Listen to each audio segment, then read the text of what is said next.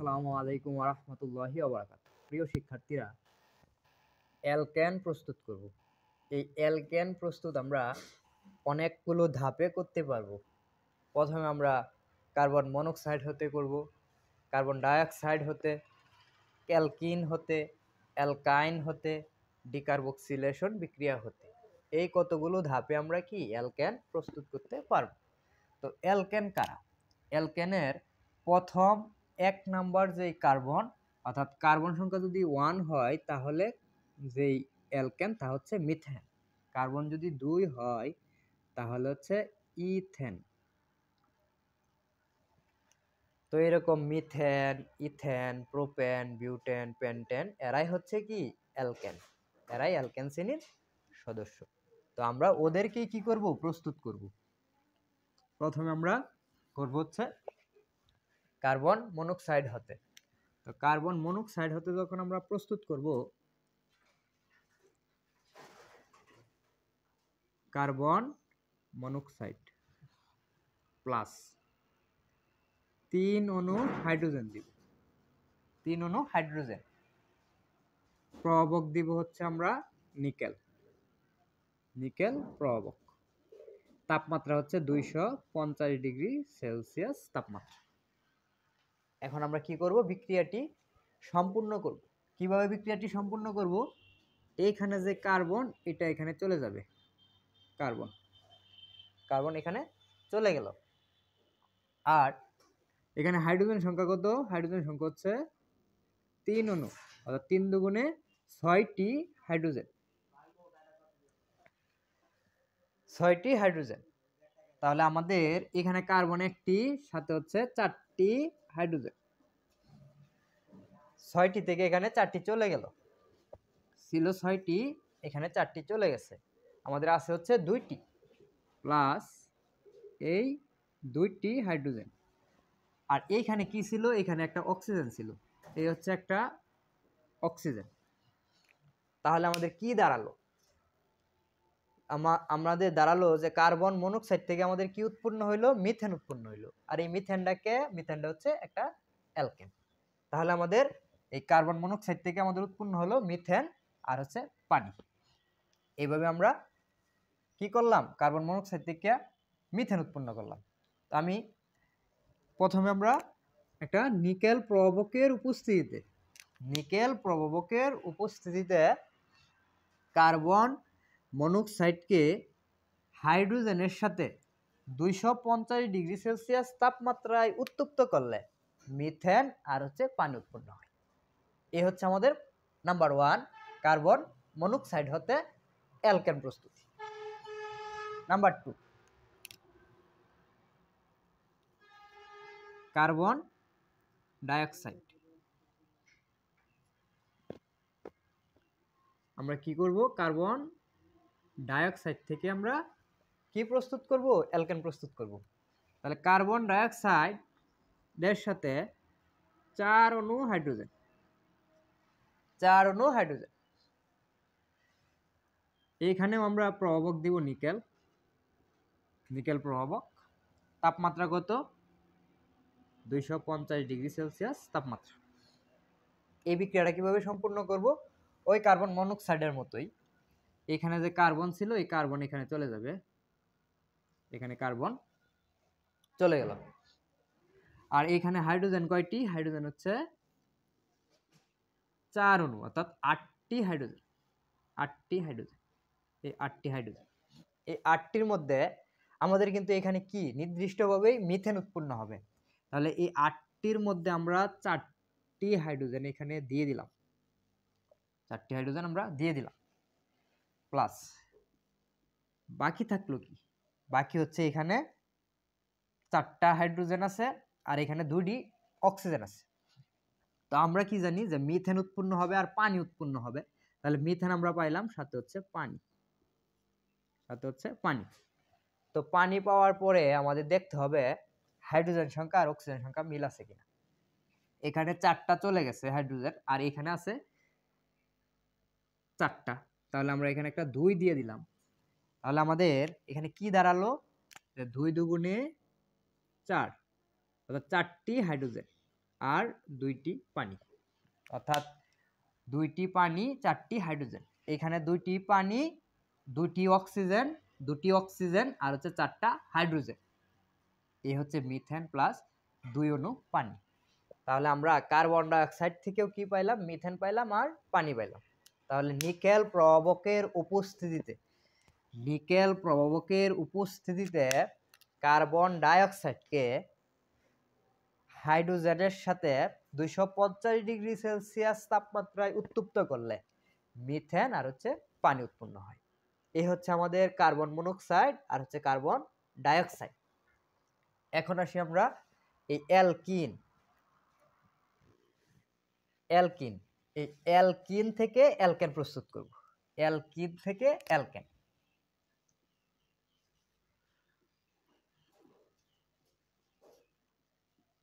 Alkyne থেকে alkane. তো অ্যালকিনের প্রথম সদস্য হচ্ছে ethene, CH2 double bond CH2। এই ইথিন হচ্ছে কি অ্যালকিনের প্রথম সদস্য ইথিন। এই ইথিনের সাথে আমরা কি করব? হাইড্রোজেন দিব। ইথিনের সাথে হাইড্রোজেন।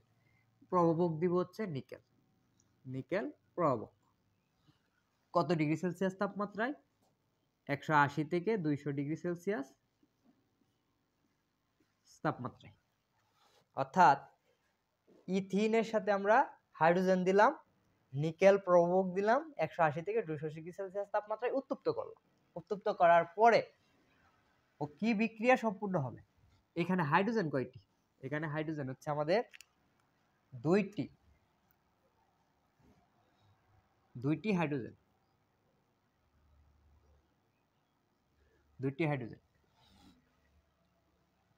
একটি হাইড্রোজেন, এই হাইড্রোজেন এখানে চলে যাবে। চলে গেলে আমাদের কি হবে? CH3 হবে। এখানে 2টা, এখানে একটা, 3টা CH3। এখানে চলে যাওয়ার পর এই বন্ধনটা ভেঙে যাবে। তাহলে এই উপরে বন্ধনটি থাকবে, এই বন্ধনটি থাকলো।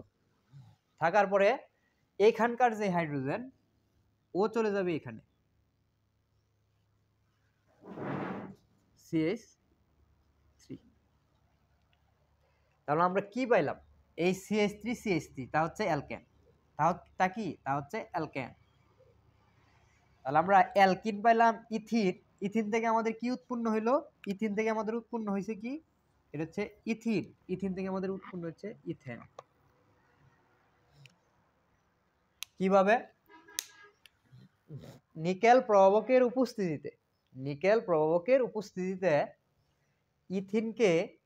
ইথিনকে হাইড্রোজেনের সাথে 180 থেকে 200 ডিগ্রি সেলসিয়াস তাপমাত্রায় উত্তপ্ত করলে আমরা কি পাবো? ইথেন পাবো। অনুরূপভাবে আমরা প্রোপিনকে করলে প্রোপিন থেকে কি উৎপন্ন হবে? প্রোপেন। বিউটিন থেকে উৎপন্ন হবে বিউটেন। প্যান্টিন থেকে উৎপন্ন হবে প্যান্টেন। এরকম ভাবে আমরা অ্যালকিন থেকে অ্যালকেন তৈরি করব। এখন আসি আমরা অ্যালকাইনে। এই অ্যালকাইন কিভাবে প্রস্তুত করব? আমরা অ্যালকাইন থেকে অ্যালকেন প্রস্তুত করব। অ্যালকাইন থেকে যখন অ্যালকেন প্রস্তুত করব তখন অ্যালকাইন কি? অ্যালকাইনের প্রথম হচ্ছে ইথাইন, CH ত্রিবন্ধন CH। এটা হচ্ছে ইথাইন। এই ইথাইনের সাথে আমরা কি দিব?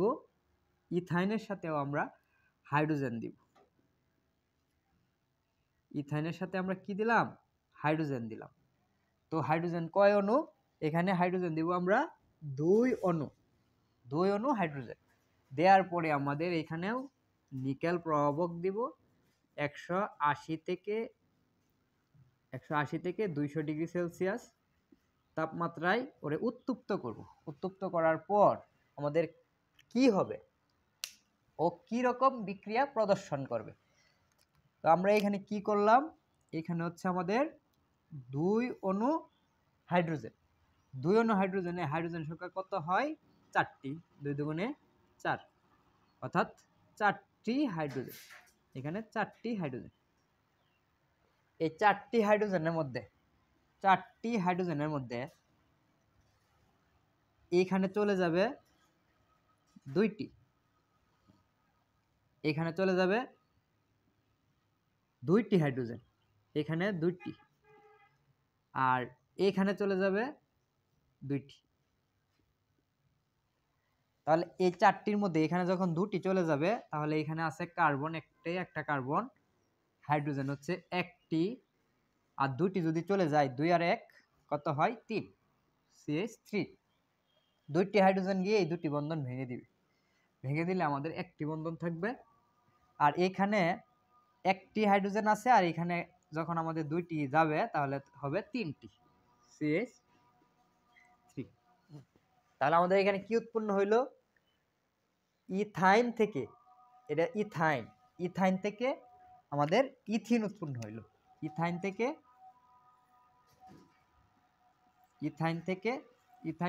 ইথিন। আমরা অ্যালকাইন থেকে অ্যালকেন। কি করলাম আমরা? ইথিন থেকে তাহলে আমাদের ইথাইন থেকে, এটা হচ্ছে ইথাইন, এই ইথাইন থেকে আমাদের উৎপন্ন হয়েছে ইথেন। ইথাইন থেকে ইথেন। তাহলে আমাদের প্রোপাইন থেকে হবে প্রোপেন, বিউটাইন থেকে হবে বিউটেন, অর্থাৎ আমাদের অ্যালকাইন থেকে এভাবেই অ্যালকেনগুলা কি প্রস্তুত হবে। তো এইটা যদি আমি একটু সহজ করে বলি, এখানে 2 দুগুণে 4টি, 4 থেকে আমরা এই 4টার মধ্যে 4টিকে যদি আমরা এভাবে ভাগ করি যে এখানে 2টি হাইড্রোজেন, এখানে 2টি হাইড্রোজেন, এই 2টি হাইড্রোজেন কি এখানে চলে গেল, আবার এই 2টি হাইড্রোজেন কি এখানে চলে গেল। এভাবেও কি আমরা করতে পারবো, যেভাবে সহজ হয় আমাদের এভাবেই কি করা যাবে। এখন আসি আমাদের ডিকার্বক্সিলেশন। ডিকার্বক্সিলেশন থেকে আমরা কি করব? এখন অ্যালকেন প্রস্তুত করব। ডিকার্বক্সিলেশন থেকে আমরা অ্যালকেন কিভাবে প্রস্তুত করব? আমরা একটা সোডিয়াম CH3 COO, এটা কি? এটা হচ্ছে সোডিয়াম ইথানয়েড। এই সোডিয়াম ইথানয়েডের সাথে আমরা দিব হচ্ছে সোডিয়াম হাইড্রোক্সাইড। দেওয়ার পর আমরা প্রভাবক দিব হচ্ছে ক্যালসিয়াম অক্সাইড। ক্যালসিয়াম অক্সাইডকে দিয়ে এটাকে তাপ দিব, উত্তপ্ত করব। কি করলাম আমরা এইটাকে আবার বলে সোডা লাইম। এটা একটু মনে রাখতে হবে, সোডা লাইম। এই যে সোডিয়াম আর হচ্ছে ক্যালসিয়াম অক্সাইডের যেই দ্রবণ মিশ্রণ, সোডিয়াম হাইড্রোক্সাইড আর হচ্ছে ক্যালসিয়াম অক্সাইড এর যে মিশ্রণ, সেই মিশ্রণটাকে আমরা বলি সোডা লাইম। এটা হচ্ছে সোডা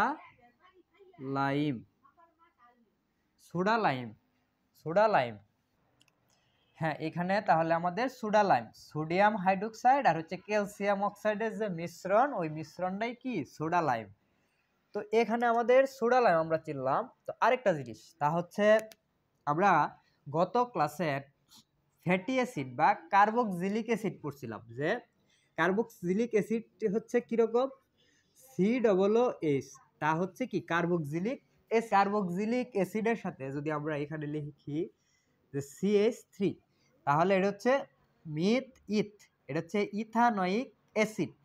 ঠিক এরকম ভাবেই যদি আমরা CH3 COONA, অর্থাৎ এইচ এর পরিবর্তে কি বসলো?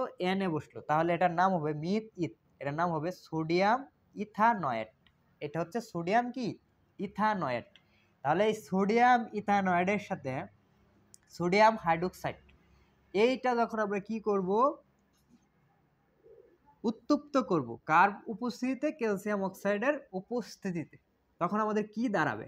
দাঁড়াবে হচ্ছে এইখানকার এই যে এইটুকু। তাহলে আমাদের এখানে কি দাঁড়াবে? CH, এখানে হচ্ছে 3টা, আর এই যে হাইড্রোজেনটা আছে এটা এখানে চলে যাবে। তাহলে আমাদের হাইড্রোজেন হয়ে গেল CH4। এখানে ছিল 3টি, আর এইখানকার যেই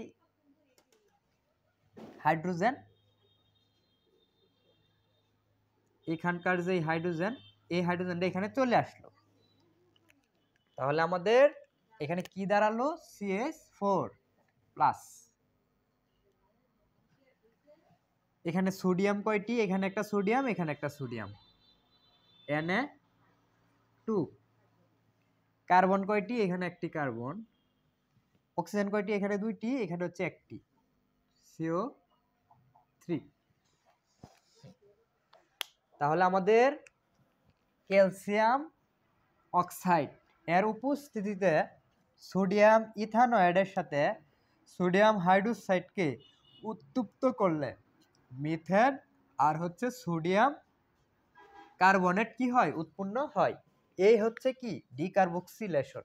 এই ডিকার্বক্সিলেশনকেও আবার কি বলা হয়? কার্বন হ্রাসের বিক্রিয়া বলা হয়। কিভাবে? এখানে কার্বন ছিল একটি আর একটি, দুইটি কার্বন থেকে হয়ে গেল একটি, অর্থাৎ কার্বন কি হয়েছে? এখানে একটা কার্বন হ্রাস পাইছে। এখানে এটাকে আমরা কার্বন হ্রাসের বিক্রিয়াও কি বলতে পারি। তো আমাদের যে জিনিসটা জানতে হবে তা হচ্ছে সোডিয়াম ইথানয়েড। এখানে যদি আমরা CH3 CH2 COONA, তাহলে আমাদের কি নাম হইতো? এটা মিথ ইথ প্রোপ। অর্থাৎ আমরা ইথানোয়িক অ্যাসিডের পরিবর্তে সোডিয়াম, অর্থাৎ এইচ এর পরিবর্তে Na বসাইলাম, তাহলে মিথ ইথ প্রোপ, সোডিয়াম প্রোপানয়েড। এই সোডিয়াম প্রোপানয়েড থেকে আমাদের কি উৎপন্ন হইতো? তাহলে সোডিয়াম প্রোপানয়েড থেকে আমাদের উৎপন্ন হইতো প্লাস NaOH বিক্রিয়া